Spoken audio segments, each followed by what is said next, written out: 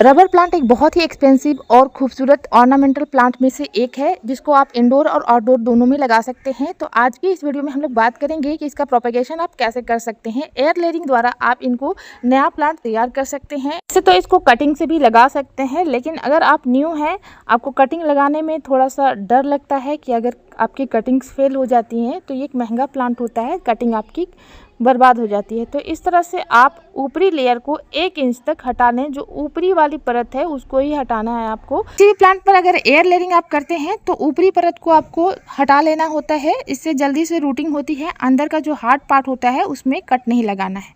अब इसके बाद एक डिस्पोजेबल ग्लास में ले रही हूँ। किसी भी तरह का प्लास्टिक आपको मिलता है तो उससे भी कवर कर सकते हैं। इसमें मैं कोकोपीट डालने वाली हूँ और इस तरह से सेलो टेप की मदद से इसको कवर करने वाली हूँ ताकि इसको एक सपोर्ट मिल जाए और ये अच्छे से हमारा एयर लेयरिंग का प्रोसेस हो जाए।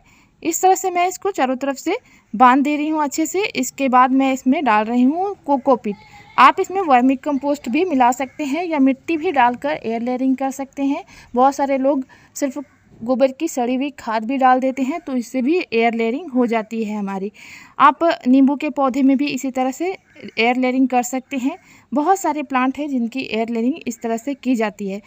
तो एयर लेयरिंग के बिना भी इसकी कटिंग से भी प्लांट तैयार हो जाते हैं, लेकिन अगर आप रिस्क नहीं लेना चाहते हैं तो इस तरह से आप कलम विधि से नया पौधा तैयार कर सकते हैं।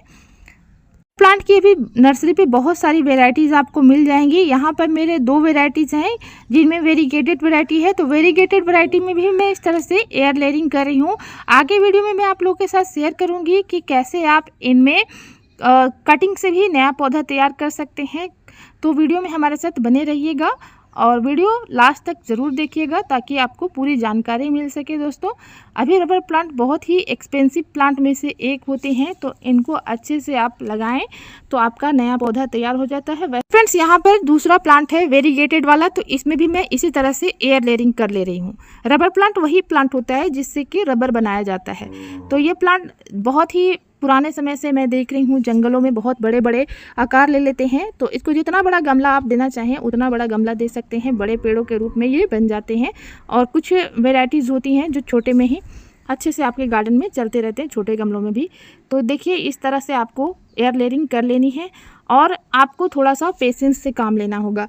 बहुत ही जल्दीबाजी में आप इनको कट करके लगाते हैं तो हो सकता है कि आपके प्लांट में ज़्यादा रूट डेवलप ना हो। तो आप 1 मंथ का कम से कम वेट कर लीजिए। गार्डनिंग में बहुत ही पेशेंस से काम लिया जाता है। तो इस तरह से देखिए, जो नॉर्मल वाली वैरायटी होती है वो आसानी से लग जाते हैं, लेकिन वेरीगेटेड वैरायटी को लगाना काफ़ी मुश्किल होता है। इसको इसीलिए मैं एयर लेयरिंग कर रही हूँ और कटिंग से भी लगा कर देखूँगी कि कितने दिनों में हमारा कटिंग सक्सेसफुल होता है। तो अभी लास्ट टाइम चल रहा है, कटिंग से इसको लगाना चाहें तो लगा सकते हैं। वैसे लोग कहते हैं कि पत्तियों से भी इनका प्रोपेगेशन होता है, लेकिन पत्तियों से इनमें रूट्स तो आ जाते हैं, लेकिन इनके प्लांट डेवलप नहीं हो पाते हैं जल्दी। आमतौर पर ऐसा देखा जाता है कि जल्दी इनमें रूट्स नहीं आते हैं। तो अब हम देखते हैं कि इसमें किस तरह की रूटिंग हुई है। ये हमारा 1 मंथ के बाद का रिजल्ट है, देख सकते हैं आप।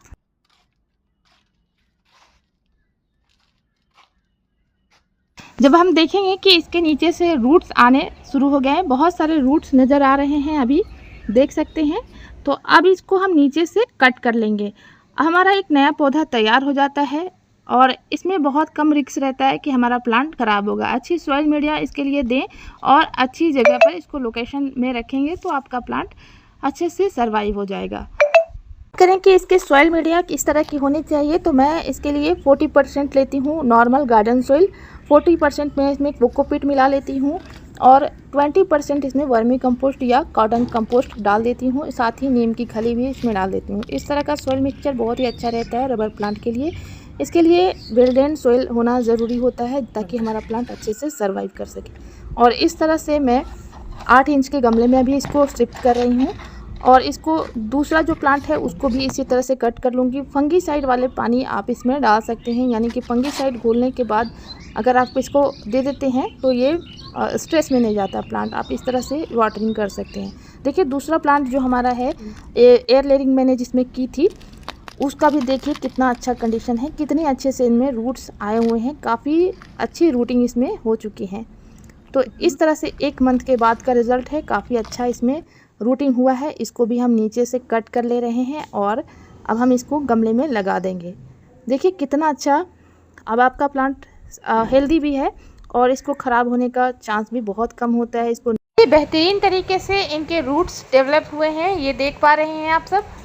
जितने भी वेरीगेटेड वैरायटीज़ होती हैं रबर प्लांट की, उनको कटिंग से लगाना थोड़ा सा मुश्किल होता है। अगर बिगिनर है तो इस तरह से एयर लेयरिंग करके आप अपना नया प्लांट तैयार कर सकते हैं और देख सकते हैं कि नया प्लांट कितने अच्छे से तैयार हो गया है, हमारा रूटिंग कितने अच्छे से हुई है।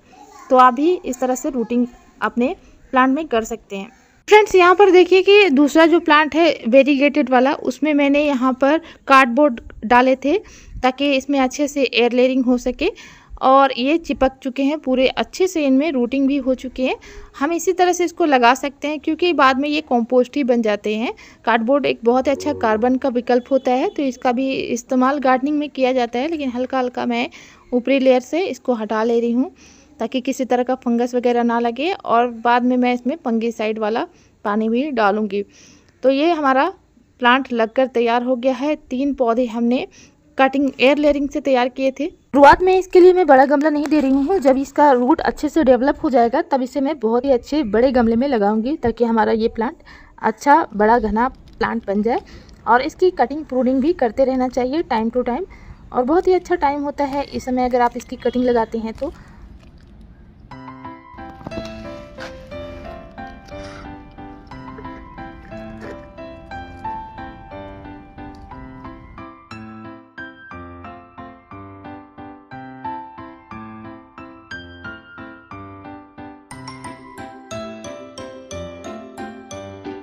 ये तो थी एयर लेयरिंग से रबर प्लांट का प्रोपेगेशन। अब हम इनको कटिंग से कैसे लगाना है ये बताते हैं। तो इसके लिए आप इस तरह का ब्राउनिश पार्ट ले सकते हैं।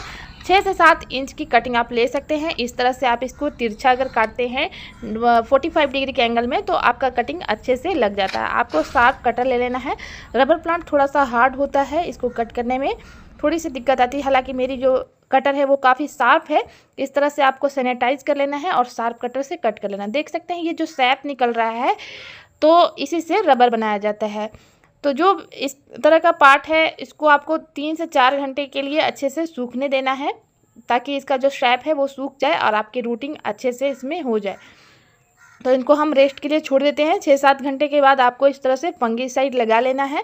फंगीसाइड या रूटिंग हार्मोन आप इसमें लगा लीजिए और इसके बाद आप इसको लगा सकते हैं। इस तरह से मिट्टी में दबा सकते हैं अच्छे से। 2 से 3 नोड एरिया को दबा दीजिए मिट्टी में और आपका नया प्लांट फिर रेडी हो जाएगा। इसकी कटिंग आप देखिएगा 15 से 20 दिनों के अंदर इसमें रूट्स आने स्टार्ट हो जाएंगे। तो अभी बहुत ही अच्छा टाइम है इनकी कटिंग को लगाने का और रबर प्लांट से नया पौधा तैयार कर सकते हैं।